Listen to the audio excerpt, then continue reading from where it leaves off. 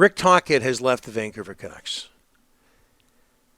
turning down reportedly a significant offer from Vancouver. What are we talking here, Rick? 5 times 5? I would say 5 times 5 sounds about right. They offered him 5 times 5. Yeah. And he leaves. Still left. So this team is I feel so bad for the fans. Like, I really do. Whether you like Rick Tocchet or not. Here's the bottom line here. This team is about to hire its 4th coach in the last 4 years. Green, Boudreau, Tocchet, and question mark. 2 playoff appearances in 10 years.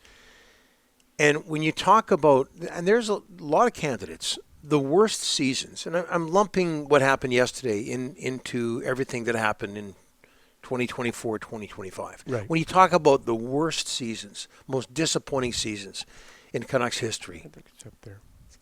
Is it up there? I think it's up there. It's number 1. It's up there, Donnie. It's up there.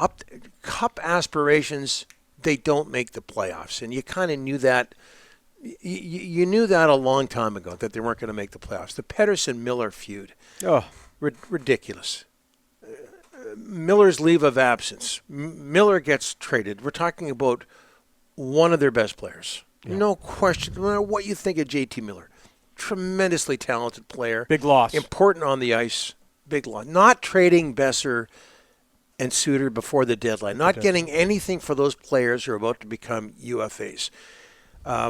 Something that this organization, not this group, not this management group, didn't do in the past and paid for it. And what happened? Likely losing Brock Besser. Cornerstone player. No progress on a practice facility from what we understand. And now losing Rick Tocchet. And you can say what you want about Rick Tocchet and this year. People criticizing his system as if they know what the system is. Yeah, exactly. Emphasizing too much defense, which worked last year. But to me, Rick Tocchet, record aside, just screamed leadership. You kind of felt that this season aside, that somehow everything was going to be okay under that guy. And maybe I'm alone in thinking that, but that's the way I felt, and I think other people felt this way. I felt that way. I'll go back to what I said right at the top. I feel really bad for the fans of this franchise. It looks right now that it is extremely dysfunctional, and going way back, as dysfunctional as any other franchise in the National Hockey League. Chaos, and these fans have bucked up for this team, have supported it very, very well, relatively speaking, since 1970. And this is really tough to take, especially when you think about, and obviously I'm not a fan of Rick Tocchet leaving Vancouver, but when you think about it, less than a year ago, almost Western Conference Final. Game 7, almost. At this time a year ago, they're in the process of wrapping up their first-round series against Nashville, and on they go to Edmonton and Game 7 and come within one win of advancing to the Western Conference Final, and now this. And it's tough to take. Where are we today? Let me say this, Don. I do give the Canucks credit, and you mentioned the term and the money. They bucked up. They were not at these numbers a week and a half, 2 weeks ago, 2 months. Okay, let me throw this at you. Where was this offer 2-3 months ago? In the offseason. Where was it? Was the offer too late? Was the offer too late? Would Tocchet have accepted this offer 2 to 3 months ago, Don? The bottom line is he felt it was time to change. He wasn't having fun. Like, the season wore him down. You went over the drama, the chaos, the dysfunction. It wore him down this season. The media got to him. I know you're going to rip into me. The media got to him. The Canadian market got to him.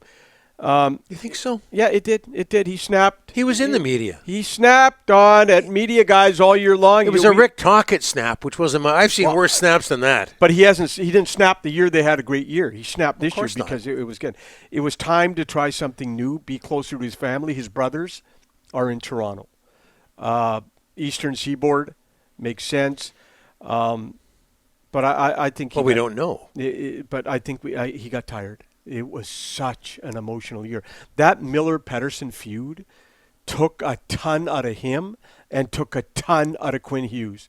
Those two guys, like I don't want to rip on those two guys, But those two grown adults and what they did this year to this hockey club, Donnie, just the chaos, the drama, all that stuff. And the two guys that wore the brunt of it were Tocchet and Hughes.